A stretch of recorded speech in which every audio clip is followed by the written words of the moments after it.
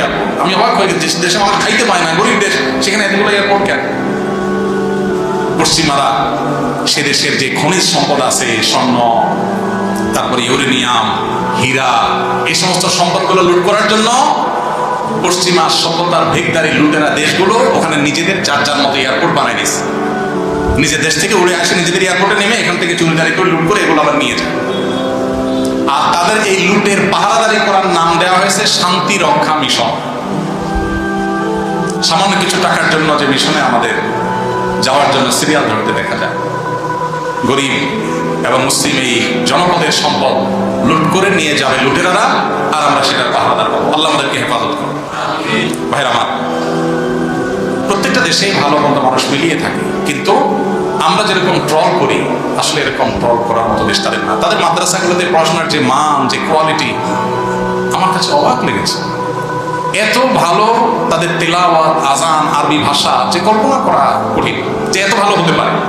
আমি তো অবাক হয়েছি যে কয়টা মাদ্রাসা গিয়েছি, ছাত্ররা, প্রত্যেকটা ছাত্র আরবি একেবারে পরিপূর্ণভাবে বুঝে। বাংলাদেশে কয়টা মাদ্রাসা এটা আমি জানি না যে সব ছাত্ররা আরবি বুঝে। সব ছাত্ররা বলতে আরবির ওই নির্দিষ্ট ক্লাসের যে ছাত্ররা সবাই আরবি বুঝে এক ক্লাসে।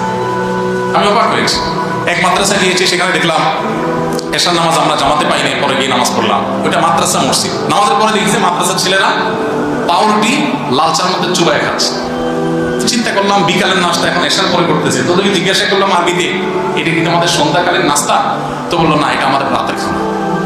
বললাম বলো কি, একটু পাউরুটি চায়ের মধ্যে চুবাই খাচ্ছ, এটাই তোমাদের রাতের খানা? বলছে এটাই রাতের খানা। তখন আমি ওদের অফিসে গেলাম, বললাম তোমাদের ওস্তাদকে, তাকে একটু ডাকো, কথা বলবো।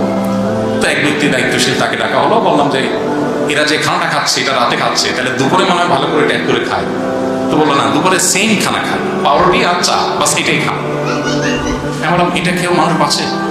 এবং এত ভালো পড়ালেখা করতেছে, পড়াশোনার মান এত ভালো, আমল এত ভালো, এই সামান্য খাবার দাবার করে। আমি অবাক হয়ে গেলাম।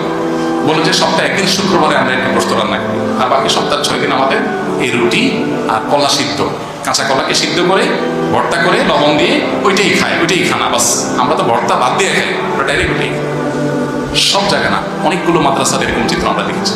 যারা অবস্থা সম্পন্ন তারা তো ভালো থাকে, তো এত দারিদ্রের পরেও তারা দিনের উপরে, ইমানের উপরে অটল অবিচল। আমাদের চাইতে যারা মুসলমান, তারা আমাদের দেশের মুসলমানদের চাইতে ভালো মুসলমান হওয়ার চেষ্টা করে। যারা প্র্যাকটিসিং মুসলমান, তারা খুবই সিরিয়াস প্র্যাকটিসিং মুসলমান। আল্লাহ রাব্বুল আলামিন তাদের যে খনিজ সম্পদগুলো আছে, এগুলো লুটেরাদের হাত থেকে হেফাজত করুন। তাদের এই মাটিকে আল্লাহ তাআলা কোরআনের জন্য, হাদিসের জন্য, ইসলামের জন্য কবুল করুন, এবং তাদের অভাব অনটন দূর করে দিন। আল্লাহ আমাদের প্রিয় মাতৃভূমিটাকেও দ্বীনের জন্য, ঈমানের জন্য কবুল করে নিন। আমাদের প্রিয় মাতৃভূমিতে আল্লাহ তাআলা বরকত দিয়ে পরিপূর্ণ